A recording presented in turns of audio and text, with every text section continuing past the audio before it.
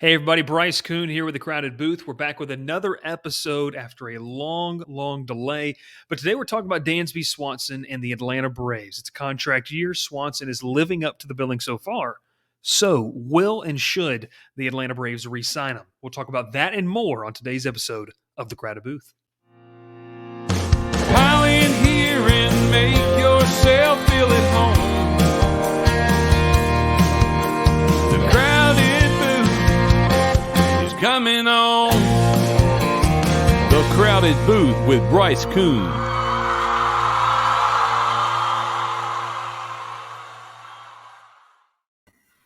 Hello everybody. Ralph, how are you doing, sir? Dude, it has been a long time coming, I feel like. It has been. Things have changed. Yeah, a lot of things have changed. A lot of things have happened. I think the last episode we did was. Hey, what'd you say? Let's go ahead and say congratulations, Bryce. You're officially married. Even though Yes, officially married, and we're excited about that as well. We're also excited to get back on the horse and have some shows because we got a couple of Braves shows, a couple of college football shows. Because, Ralph, we're going to talk about baseball and Braves today. So the way you're finding this is under our Atlanta Braves content tab over on YouTube, or you're listening over on radio in East Alabama and West Georgia. But, Ralph, we are under 100 days. We're under like 95 days until college football. It might be like 70-something. I don't remember. I'm not very good at math. And that's why we do this, and we just have fun with it. But anyways, let's talk about what we're talking about today. You like to talk about things we're talking about today, Ralph? Oh, I love what we're going to talk about today. It's the best we're talking about today. It's the best part. Should the Braves re-sign Dansby Swanson? A lot of fanfare coming into this season about whether that was a good idea or not, Ralph.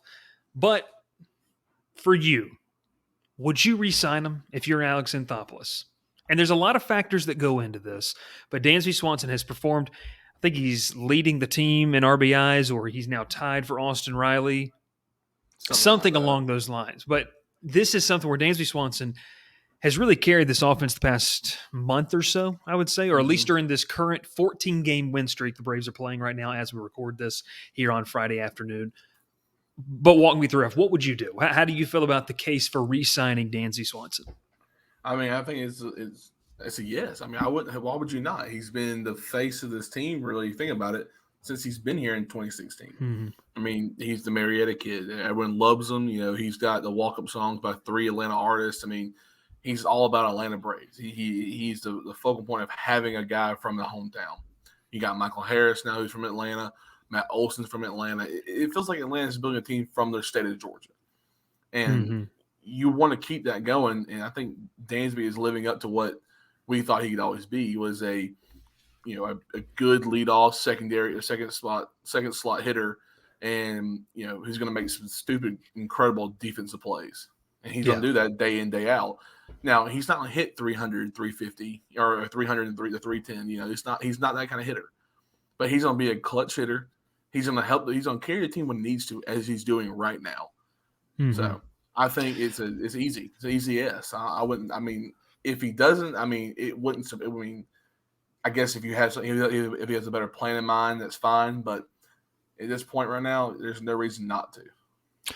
I'll say this about Dansby Swanson. We talked about this. Currently, he's batting .295 heading into today's game. So this is the highest we've seen his average. And Ralph, I'm going to throw out some stats for our advanced stats nerds and for the normal people. So first, for the advanced stats nerds, here's a couple of things, Ralph.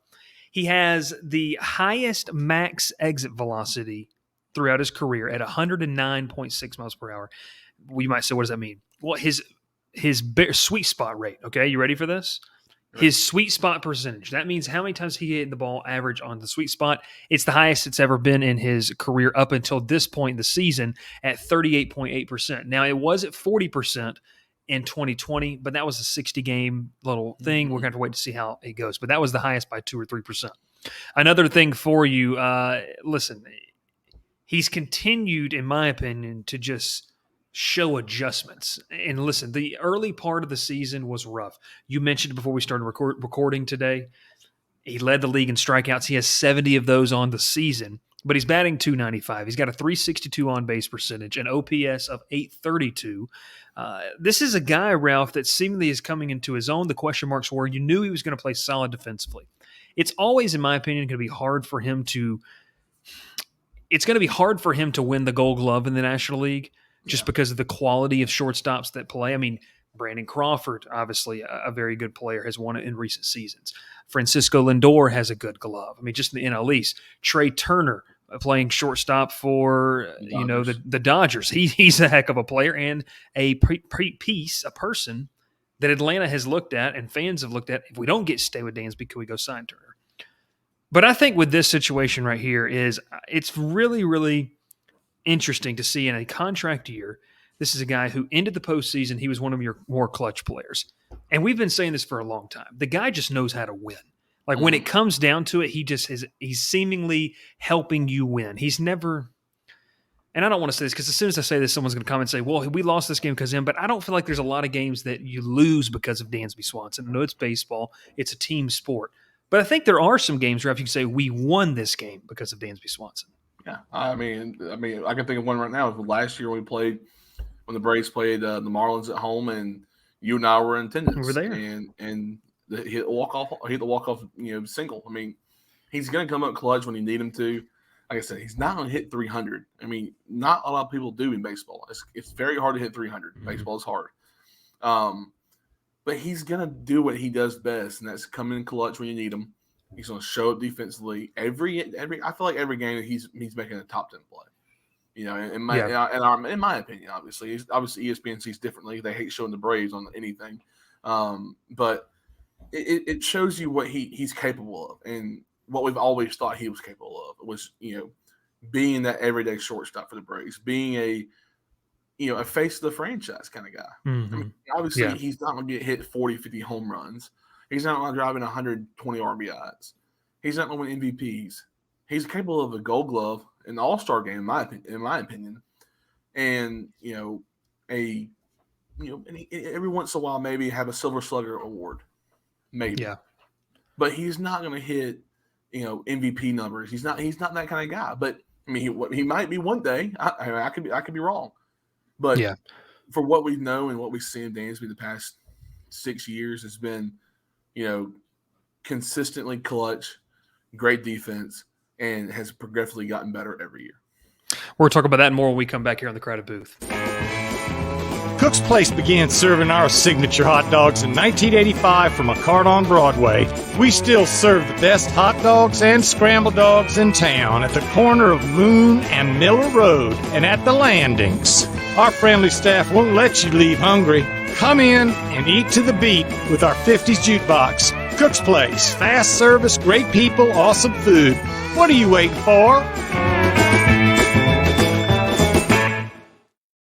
Back here on the Crowded Booth talking about Dansby Swanson. Should the Braves re-sign him? Ralph, you mentioned something right before that quick commercial break about he's not going to put up MVP numbers, but he's solid. And I think it begs the question, and I always ask this, whether it's a head coaching hire in a different sport, whether it was, other types of replacements. We talk about wins above replacement. Dansby Swanson's a 2.7. It's top 5 for shortstops. It's top 20 in MLB this year. He is one of the more productive players in the league for you advanced stats nerds. But, Ralph, I question this. You lost Freddie Freeman, and there's no doubt that the Braves, whether they're going to say it publicly or not, Atlanta struggled with finding their footing in maybe the leadership category, the vocal leadership category, early on in this season. And I attribute a lot of the early season struggles to trying to figure out what is this team's identity without Freddie Freeman in the locker room. We see now they've started to kind of figure that out. How many times can you take away from the core of what the Atlanta Braves are, take pieces away, and still keep the identity? That's the only caution that I have aside from the stats-driven stuff, and it's more of that chemistry. I think Dansby Swanson, first off, is the general of the infield. That comes with playing the shortstop position. Mm-hmm. He is what we talked about, a fan favorite. I think he is also a glue guy for the clubhouse and the locker room. I think players naturally gravitate toward him. Even when he was at Vanderbilt, he was a leader on and off the field. And you talked about the local connection as well. But I want to ask you this because I don't know how much you can take away. Obviously, you lost Freeman. But the thing was, we knew if they were going to let Freeman walk, and you and I talked about before they ever got out of the lockout, you had to go get Matt Olson. Like that was the only option that was going to be comparable to a certain extent, and obviously not here this year, but going forward in the 8 years they're going to have him. Right. But I don't know if there's an affordable option that you can go get that's going to be comparable to Dansby Swanson. And you look at a couple of those. Carlos Correa can opt out at the beginning of this year. He's going to command a ridiculous salary if he does opt out. Now, if the Twins find success, he may want to stay with them and they continue to build. Trey Turner, who we talked about, listen, I'd love to have Trey Turner solely because of the fact he kills the Braves. So if you can't beat him, just bring him on board. Exactly. But I wonder how much you can lose of this core and still continue to keep the clubhouse together, because they filled in a gap, which really, to me, there was only one solution. But as you get more into the financials, the monetary side of things, I don't know if you could afford to lose Dansby Swanson from a clubhouse chemistry standpoint and financially. Like, I don't know where you're not, how much you're going to have to, you can trim off of this roster, trim the fat off without really losing the integrity of it. Yeah, I mean, I agree. I mean, he's been here for so long. He was in that big trade with Shelby Miller and to Arizona to get Dansby. Everyone was excited to get him. He was basically he made his way through AAA. I mean, AA, AAA really quickly. Got to the league, and for a while, when the Braves got to Truist Park, which was SunTrust Park at the time, and that's weird. It's almost weird to remember. I know. When it was him and Brandon Phillips in the infield, and I was like, man, this is the best duo in infield history, probably. And obviously, I was being very biased when I said it. And then Ozzie gets brought up, and I'm like, wow, this duo is crazy good. This is and it's just felt like we've kept adding to this team every year, and this team gets closer and closer with having Acuna, Austin Riley, and when Freddie was here, and you kind of look at the core of it, it was just Freddie and Dansby, the guys who's been here longer. Dansby's kind of, he's being that Atlanta guy. He grew up watching Frank Core. He grew up watching Chipper. He's one of the few that played Turner Field. I mean, too, you think about it. Yeah, he came up through last year at Turner Field. Only two people who played? It was Freddie and Dansby, right? Yeah. Yeah. I mean, you can count technically Duvall, Charlie Morton did. Charlie Morton and Olsen. Did Olsen ever play? I guess he didn't play. Oakland never played in Atlanta. But yeah, so you get, these are the core guys that played here, and you think of Atlanta Braves, you think of Freddie Freeman, you think of Ronald Acuna. In my opinion, I think of Dansby Swanson, Acuna, Riley. I mean, I think of the guys who were there last year and who were big parts of the last season. Obviously Acuna was out for most of the year last year with the injury, but these guys who have helped this team so far, which is Dansby, you can't not think of the Braves, not think about Dansby Swanson right now. Yeah. And one thing that's crazy to me and really need to point out is that elite shortstops don't grow on trees. We talked about a couple of those names, and I wanted to add one in there, Xander Bogaerts with Boston. He's another one that's going to be hitting potentially unrestricted free agency. And so I understand why they waited because of Swanson's inconsistencies. But for Dansby, it's paid off up until this point. Now, look, there's still a ton of baseball left to play this season. Anything can happen. But I think that even though the inconsistencies over his career could scare some teams away, someone's going to take a bet on him if it's not Atlanta and give him a lucrative contract. But I think the good news is the Braves are going to have money to spend. There's a chance that him being the hometown kid, if he continues to he may be willing to give him the hometown discount. But we'll have to see. And, it kind of begs the question. I was reading some stuff as well. Ralph, I don't know how familiar you are with F4. I'm not crazy familiar with it. But at the time, earlier this week, Dansby was ranked 11th in F4 among all of baseball. So that's essentially a top 15 player.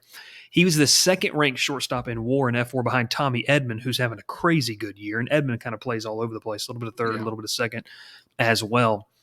But at 28 years old, he's just entering his prime. We talked about it earlier that I think he's doing a great job of adjusting. And this is also a time period if you had to break up a guy's career, let's just say from 23, 24 to when Dansby made his debut to, let's just say 36. From 24 to 27, you're trying to figure out major league pitching. They're trying to figure you out. You're making those adjustments till you settle into who you are. And I think we're starting to see if it's encouraging, and one of the big reasons why I would sign him back is that Dansby, at age 28, we're starting to see who he is. He's made those adjustments. He still chases the occasional breaking ball, but, he's streaky, but isn't everybody. To me, only the elite players are the ones that can do it over a consistent season. And I'm not talking about the Twitter trolls and all these other people that say, he's streaky. He is a streaky hitter. But I just think that Atlanta would be benefited both in the locker room and on the field if they kept Dansby Swanson around. And I think they could do that. I saw some projections where before the season started, they probably could have got him for around 6, years, $100 million, which I would have doing a heartbeat right now. Yeah. Depending on kind of what happens, you could probably still get him for around the 125, 150. Like he's going to be able to command more as the better he plays this season. But I think Atlanta's got to make that a priority. Like in my opinion, they've got to make it a priority to lock him up because he is solid. It does bring – and look, chemistry matters. If anything taught us something last year, is chemistry matters. And I think he's got to be a big piece of it. Any final thoughts from you kind of on that? Yeah, I mean, you basically just said it right there. It comes down to the better he plays, the more he's going to probably get or demand. Now, in all season, the Braves announced that they will have more spending money for next season, which a lot of people are excited for because Atlanta sports has never been a big spender city. Yeah. And the Braves finally can do it, and I'm excited because I want to see some, maybe a bigger name pitcher or something like that. But you can, like you said, you can get Dansby for 6 years easily. 6 years, $100 million, $125 million, anything he needs. That I think he'll be, won't be asking for the high money, the big money, the Correa contract. He's not the asking Bogarts, the Bogart. He's not going to be asking for that kind of money. I feel like he knows where his place is in baseball.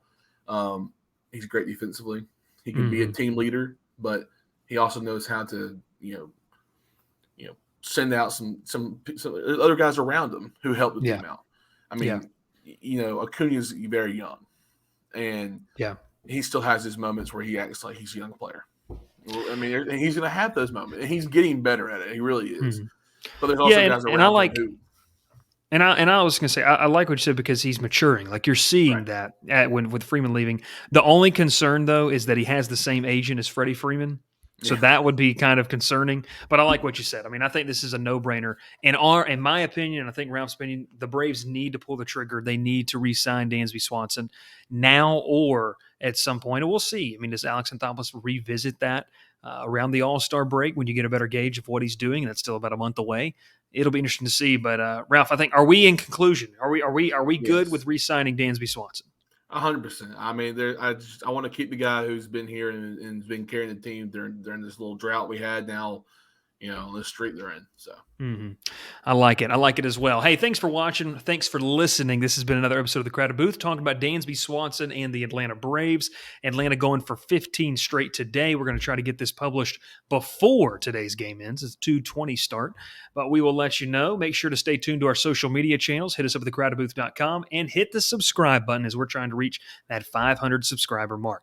For Ralph Leary, my name is Bryce Koon saying so long. Thank you so much, and we will see you next time on The Crowded Booth. Pile in here and make yourself feel at home. The Crowded Booth is coming on. The Crowded Booth with Bryce Koon.